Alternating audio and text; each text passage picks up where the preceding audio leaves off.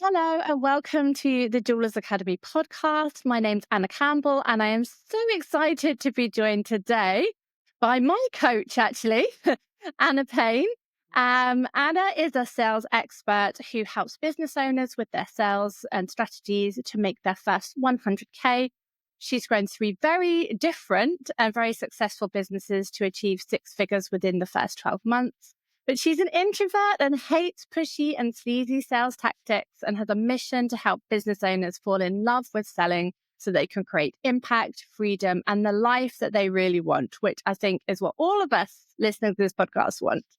And she's the author of the number one best-selling book, which I really recommend. I think I have three copies of it now. Everything you've been taught about sales is wrong, probably. Welcome, Anna. I'm so excited to Oh, have wow. this What an opportunity to speak introduction. on the podcast. Yes. Thank you. Thanks so much, Anna. Thanks for having me. And thank you for such a lovely introduction. Yeah. Yes. And really, today, what we're going to be talking about is sales and selling. Mhm. And I think what can come up for people around this are really kind of like negative thoughts about this. But, a lot of us are running a jewelry business. We're selling our jewelry, maybe online, maybe in person. We might be selling workshops and things like that. So, for anyone really who is selling anything, anything at all, um, I guess the first question is why do we get stuck with selling? Why do we get worried about it? Yeah, I think that's a really good question to start with. And there are lots of reasons, but here you can split them into two camps. I think the first reason that we get stuck when it comes to sales or selling is because it involves putting yourself out there and asking people to buy something, to give you money in exchange for something you have created or are about to create. And that brings up all sorts of fear for us. It's fear of judgment. What if they say no? What if they don't like me? What if it's not good enough? What if people laugh? Can I really do this? Am I really a proper business person? What if I'm not good enough? What if it's too expensive? All this stuff that goes on internally. So I definitely think there's lots and lots of that stuff that comes up. And it's that fear of being judged and found not worthy or not good enough, I think is like that really holds a lot of people back. And it's very difficult when you put your heart and your soul into anything really, because you're not just putting out a piece of jewelry, or for me, with the online business, it's not just a course or just a coaching session. It's you and it's all the love and care that you poured into creating that product. So I think the fear and the mindset and the whole imposter syndrome and am I good enough, that's a massive part. But then I think people can make a really brave, bold decision like, okay, recognize all this fear and I recognize all this mind stuff, but I am committed to growth and to success and to moving forward in my business. I am going to show up and I am going to sell. So then the second problem is actually, how do I sell? Like what do I actually need to do? And there's a real knowledge gap. And that's where the inspiration, the title for my book came from. Everything you've been taught about sales is wrong, probably. So it's a bit tongue in cheek. It's not all wrong, but there's a lot of bad stuff out there. There's a lot of bad advice, a lot of like really outdated, pushy, sleazy, not very nice sales tactics. And most of us are not going to show up like that. We're not going to engage like that. We don't want to buy in that way. So we definitely don't want to sell in that way. But that leaves us with a real knowledge gap, as in, well, I'm not doing that, but what am I doing instead? I don't know. So then we're not actively showing up. We're not selling. So we're not making enough sales. We're not getting enough customers. We're not creating enough impact or making enough money, which then just feeds that mindset gremlin of like, oh, you're not really good enough. You don't really have a proper business. Nobody really wants to buy your stuff anyway. So there's this whole sort of cycle that can go on. So I think it's really important, one, to have some tools and resources to address the mindset stuff and get into taking action. But two, when you're in that way of taking action, to actually feel like, yes, I have some very clear strategies. I know now what sales is and the steps that I need to do to actually create some results here. Oh, that's so true. All of that. And I think a lot of times with jewelry, particularly, that a lot of us have got into jewelry because we enjoy being creative, we enjoy that side of things. We've learned to do something, and it becomes. I know this is for me. This is what happened. There was a critical mass that had like too much jewelry. I was just making so much jewelry. I was like, oh, what am I going to do? I'm going to sell it. So originally, my motivation was to be creative, and it wasn't necessarily to be a business Yeah. person.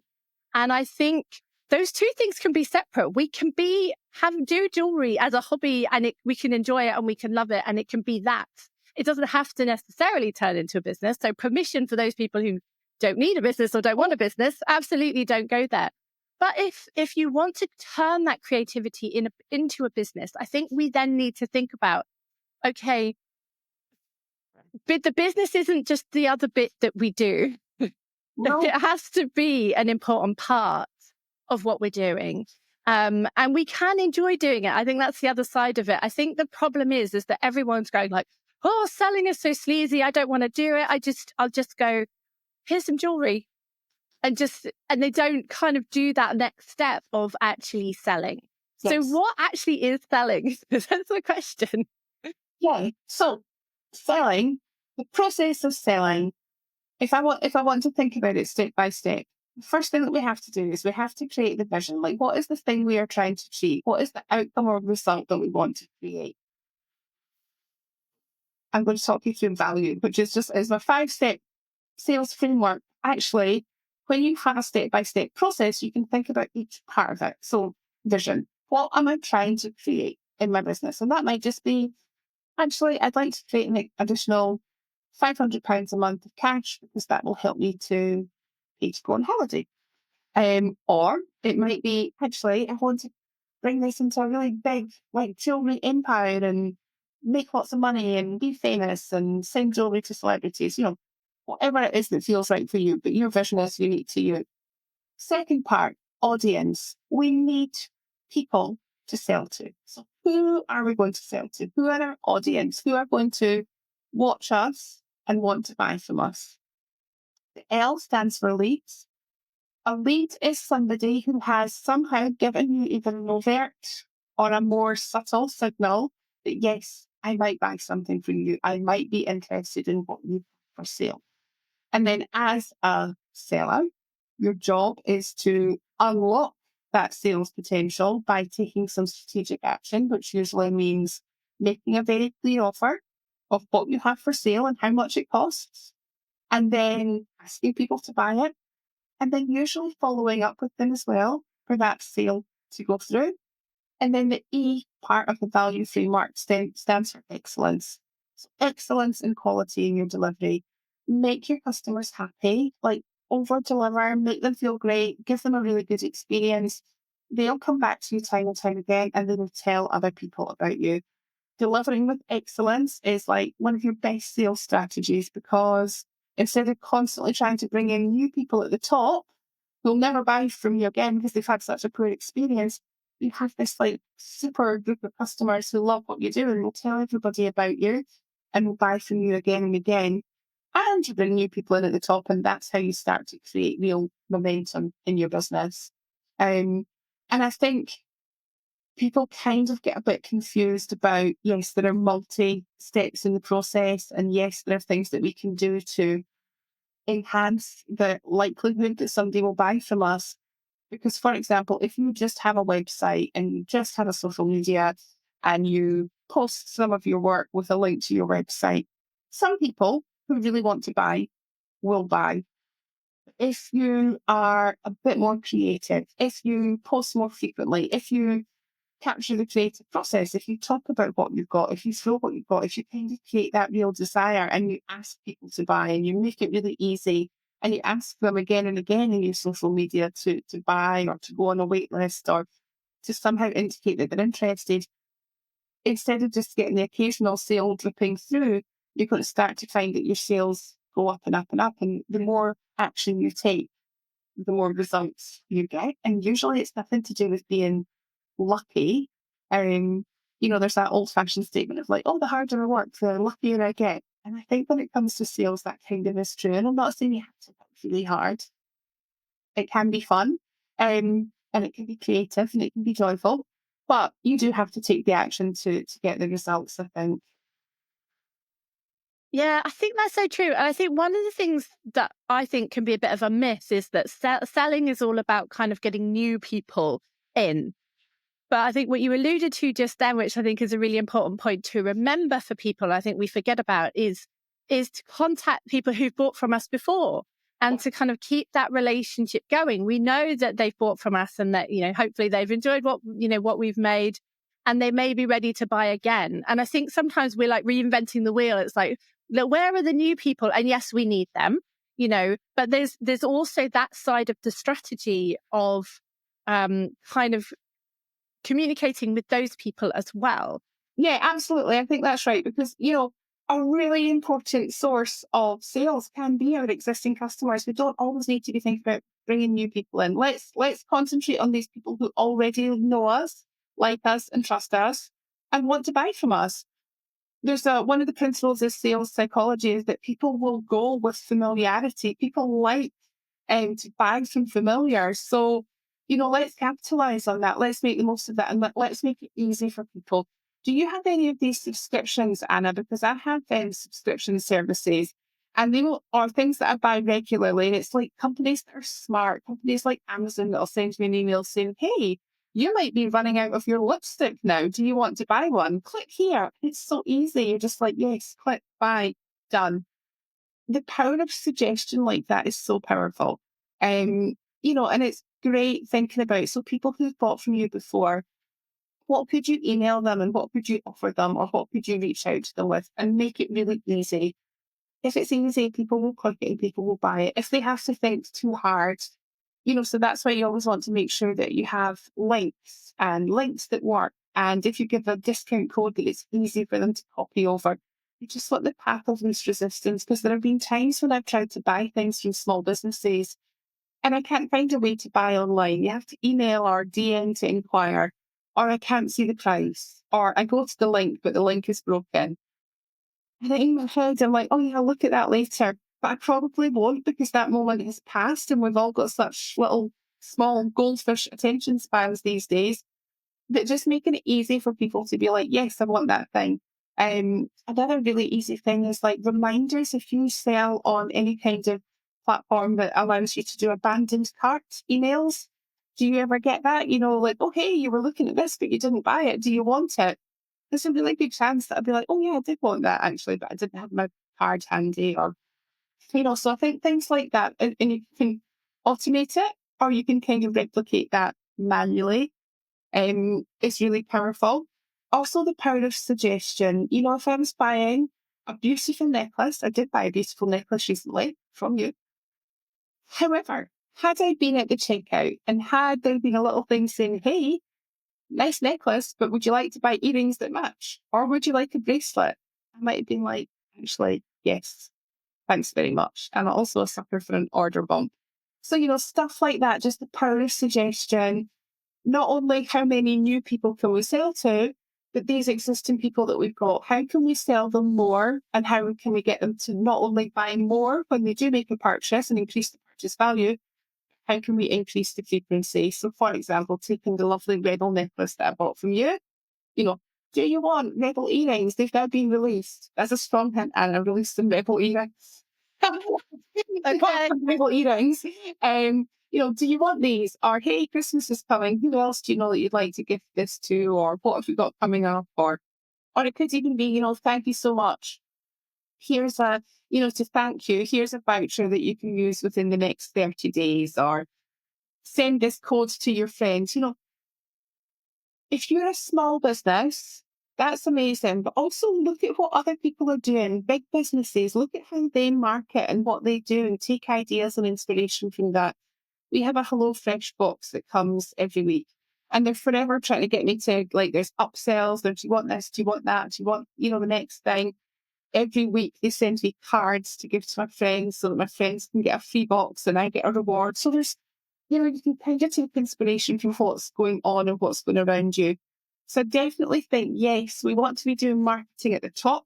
Keep talking about the top, like as in the top of our funnel, our marketing funnel, where people first discover you and first become aware of you before they've bought. We've also got these people in the middle who already know who you are, but might not have bought yet.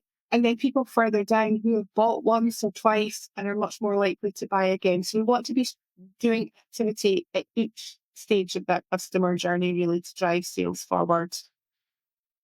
Yeah, and I think it's interesting because I think sometimes when you're thinking about selling to somebody who's already bought from you, it doesn't feel quite so sleazy. I think sometimes there's a little bit of a like the roll up market stall type feel Yeah. of that Del Boy. I don't know, that's show my age there, but that kind of like I need to kind of shout and I need to, to do all of that stuff. And I think sometimes we feel like the online marketplace particularly feels so busy. How do I get those Yeah. people in and how do I sell to those kind of people? So how do we get the new leads, do you think, or the new people in? Yeah. How do we get the new leads? Well, we show up. I mean, I think especially for creatives, you have such a great opportunity to share your process, share your work, share behind the scenes. I also think that, you can create desire for things, as in this will be limited edition, join the wait list, or I only take three commissions a month. I don't know if that's realistic or not, but Yeah. whatever it is, you kind of let people know that it's not just like an endless supply that, you're just maybe constantly restocking the shelves. So I think talking about capacity, I think getting people to indicate they're interested, maybe by joining a waitlist, can be really good. You want to be in front of as many people as you can. So you definitely want to be showing up on social media. And you don't only want to be showing up saying, buy this thing. You want to be getting them to sort of engage with you and see you as a real person and as a real creative and kind of fall in love a little bit with the story of the jewellery and how and where it's come from. So I think showing up on your own social media, but also thinking about like where are your people gathered? How can you get in front of more of them by leveraging other people's audiences? For example, where we live in Edinburgh, there is a very well-known and popular Facebook group that's got about 50,000 people in it. If you join and pay a small fee, you're allowed to advertise in that every month. There are lots of groups like that, and lots of them will have, different rules about when you can advertise. So how can you kind of get in front of more people to show what you do? And you want to take those people from where they are in the other people's audiences with you to your audience. So how can you do that? Is it going to fairs? Is it showing up in makers markets online or in real life? Is it, where are your people and how can you get your message in front of them? Just like I'm doing this here with you today, you've got a whole load of people who listen to this podcast that have probably never heard of me and are probably not in my world. The theory is that some of them will like what I say enough that they go off and they buy my book or they find me on Instagram or LinkedIn. They start to follow me. And then at that point, there's an opportunity for them to kind of come into my world. And you do that enough and you do it consistently. And that's when you start to see these results coming through. Yeah, and I think one step back from that, when people are first starting a business, one of the things we talk about in a Jewelers Academy is like your first 100 sales are usually people you know and people Yeah. they know. It's those connections. And I think sometimes if you have somebody in your world, maybe it's friend, family member, somebody who you know is a connector. And by that I mean they're the kind of person who is very maybe extrovert, might not be us, but it's very extrovert who who's doing doing lots of different things, and you kind of gift them some jewelry and say, look, share about this, tell Yeah. people about this. You can even think laterally about it. I know someone who went, to their nail salon, gave rings to people who were doing nails because they're looking at people's Of course. rings all of the time, and people are like, oh, where's that from? You know, so sometimes it's not. I think sometimes, as I said, it feels like that whole market stall and that roll up kind of thing. But actually, there are so many ways we can do it and still feel not feel sleazy and feel like us. Feel like ourselves. Yeah, I agree. So you can get really creative in your sales process. But also, I really like to think about when we're selling, we're not pushing people. We're not saying like, buy this thing now. We're not pushing or persuading or forcing sales. Actually, what we're trying to do is we're trying to attract sales. We are kind of show up like that beacon, that lighthouse that shines, and the people who are right for us will come to us. So you have to shine a little bit. so that people can find you. And I think that's okay. And I don't think there's any shame. I mean, I've opened my inbox this morning and I pretty much just wanted to close it again because I don't know how many marketing emails I've got in there from all the different companies and they're all doing Black Friday offers and all this things.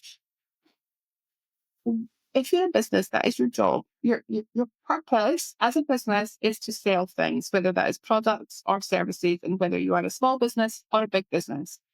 And I think that we need to let go a little bit of that fear of being judged for selling because we're literally showing up doing exactly what we should be doing if we're selling. If we have a business, that's our function.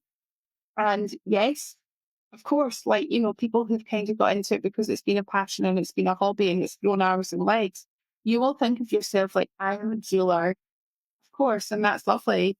But in your small business, you are also the technical director, the director of marketing, the director of sales. You have all these different hats. And really, if we don't have that sales and marketing hat on, it's very difficult for us to have a business that lasts.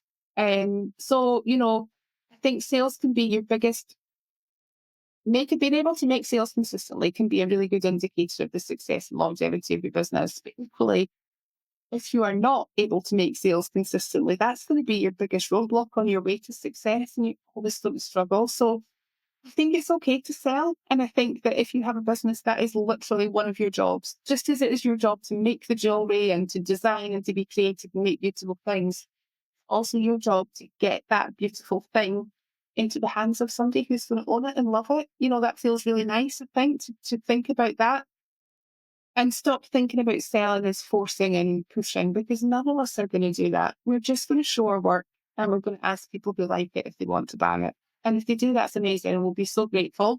And if they don't, also that's okay. We just move on and we find the next person who will buy it.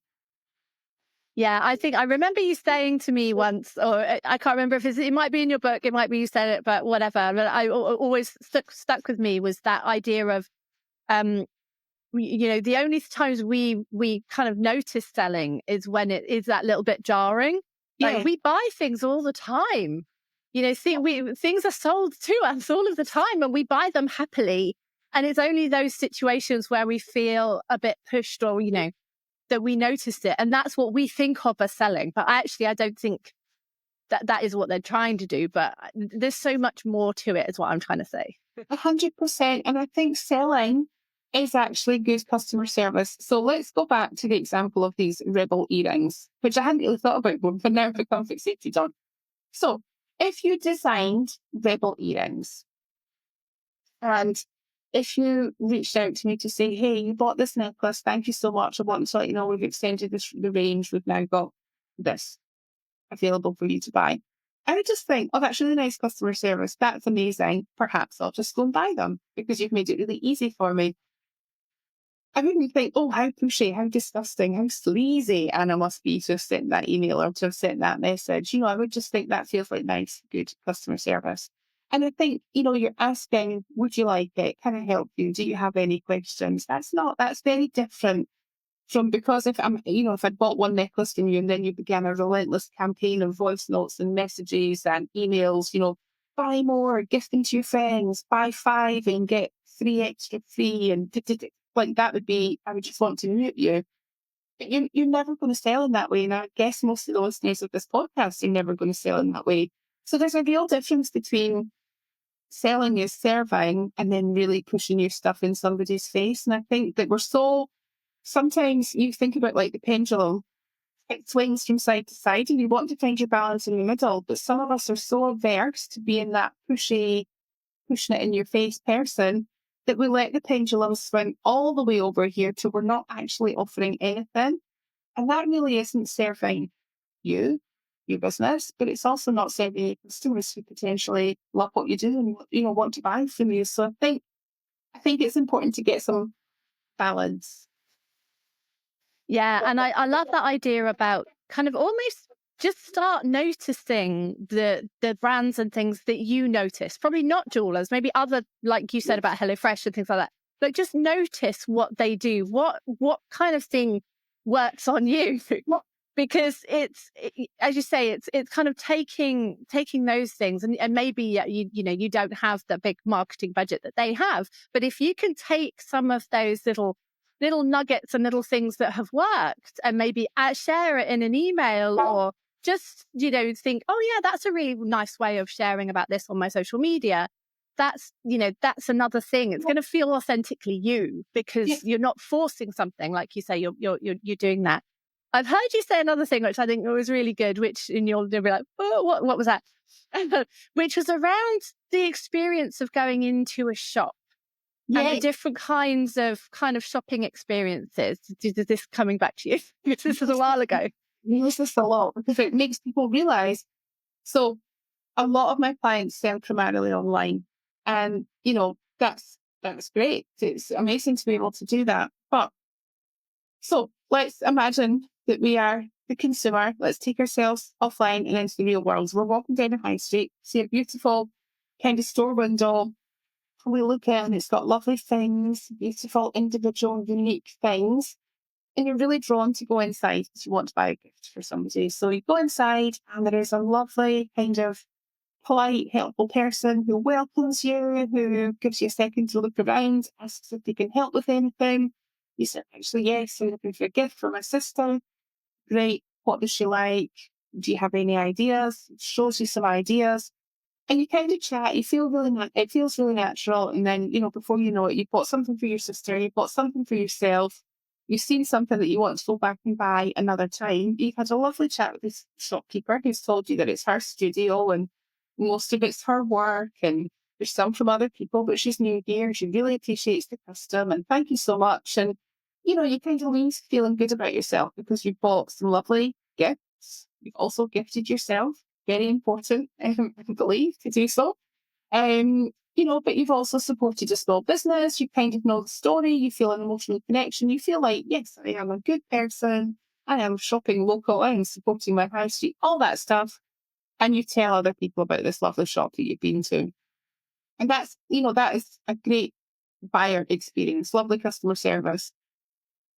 But if you imagine the flip side, like a sliding doors moment, walking down the same high street, you see the same window, but you go into the shop and there are no prices on anything.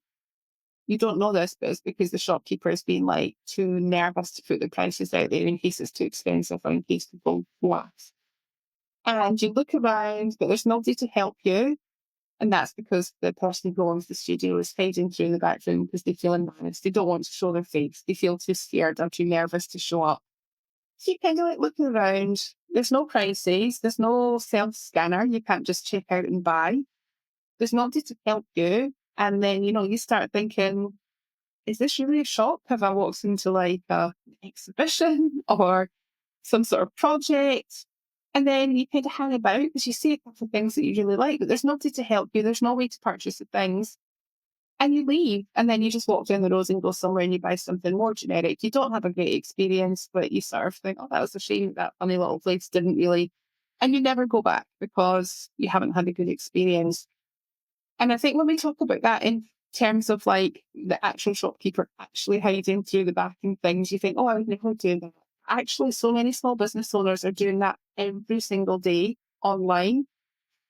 And we need to think about which type of business do we want to be in, which type of customer experience do we want to create, and whether that is in person or whether it's online, the same principles apply of showing up for your people, helping them, telling the story, creating good service, making it easy for people to buy. All of these things are so important. And we shy away from them for fear of being pushy. Actually, because we shy away, it's not that it's not that we're not being pushy. It's actually we're creating quite poor customer service, and none of us want to do that, right? So, yes, I think that's a good example to have in your head when you're posting online and when you're thinking about how you show up for people, for sure. Yeah, absolutely. And I'm thinking about, I mean, a lot of us are selling on Instagram, and somebody might like something or even comment on something, although we know there are a lot of lurkers who just Yes. watching you for ages and then suddenly buy. You don't know. So you kind of, sometimes if you I've just put this out there, but sometimes you put things out there and you think, oh, what's happening? Well, there's nothing happening. But it's that consistency and it's that Yes. reminding people that you exist, that all is all important. But if somebody likes something or takes the time to comment on it, going in and maybe commenting back, or maybe giving them a DM and going, oh, thank you so much for liking this. I really enjoyed making this piece. And if you've got any questions, let me know. Yeah, It's that equivalent of just chatting in the shop, isn't it? absolutely. It's just opening up a conversation, and that's, that's fine. And that's a really great strategy, whatever kind of business you have, just to chat to people in the DMs. Thank you. Thank you for connecting. Thank you for following me, or thank you for your lovely comments. I really appreciate your support. Let me know if I can help you with anything. That's a really nice thing to do. And if you want to take that a step further, you can say, I've got, a discount code that would get you 10% off your first order, or I've got a code that will get you free delivery this month if you want to buy. See, I really believe in generosity in the sales process. And I think when you give, it feels good for you, it feels good for the person. And I think that kind of leads to more potential as well. So yeah, absolutely. You want to think about how you can create these touch points and conversation really, and in a way that feels natural, not just like, thanks for commenting. Would you like to buy it? Here is the link that you click to buy. Buy it now. Buy it quickly before they all sell out. People will just ignore that. But if you create a more human point of connection, you'll get much better results. Yeah, and I think for those people who perhaps do commissions and things like that, having a guide to like how do I Yes. like process a commission? How do I Yes. go through that? What is the process? That's such a really great thing to be able to share with people, because sometimes people will be like, "Oh, can I afford this? I really would love to treat myself to something, treat somebody else to something, but I don't know what the process is." Well, having that there and being able to share that in a non-pushy way. It's like, oh, you showed Yeah. that you were interested in this. Here's a guide. If you've got questions, I'd love to chat with you. Yeah, Yeah. absolutely. I think that's so helpful. And even if you do completely bespoke pricing because everything is on commission, I think a lot of us were brought up with this mentality of like, if it doesn't have a price on it and you have to ask, you probably can't afford it. But what I've learned in small businesses, that is usually not true, because usually it doesn't have a price. And if you ever do find out the price, you're like, wow, like you are not charging enough for that. And so I think, but I know that quite often I won't ask the price because I don't know if I want to buy it. I don't, feel a bit awkward. I don't want to embarrass myself or the person. But if it says price on application, I'm just a bit like, oh, whereas if it said, you know, prices start from and then a Yeah. ballpark figure, then I can make a decision. Is that within my budget and within what feels comfortable? Yes, absolutely. Okay, let's chat. Or no, it's not, but it's lovely. Maybe I'll just keep watching what they do and see what else happens. So I think giving even a ballpark or starting from figure is really Yeah. helpful. Yeah, Yeah, absolutely. definitely. And also, it means that you're not dealing with people who just can't afford it. Yeah. That's another side of things. It's kind of like what they call like the velvet rope. It's like Yes. it's like the VIP area, and that's fine. This is how much this costs, we know you find jewelers that the works that they need to put in, the time, the hours, but Yes. also the training they've had and all of that. And pricing was one of the things we wanted to talk about, and undercharging. It's one of the ways to increase your sales, isn't it? To talk a bit more about that. Yeah, absolutely. I mean, when we talk about increasing sales is one of the levers that we pull on to increase your overall sales revenue, your money that comes into the business. But very often when I start to work with somebody, we look at their prices and you think, wow, you're wildly undercharging and underpricing. And just by getting your prices to a more appropriate level that is, appropriate for the level of work, effort, quality, whatever it is, whatever the sort of measures are, that might mean that you have an uptick of 10 or 20 or 25% or even 50% in your prices.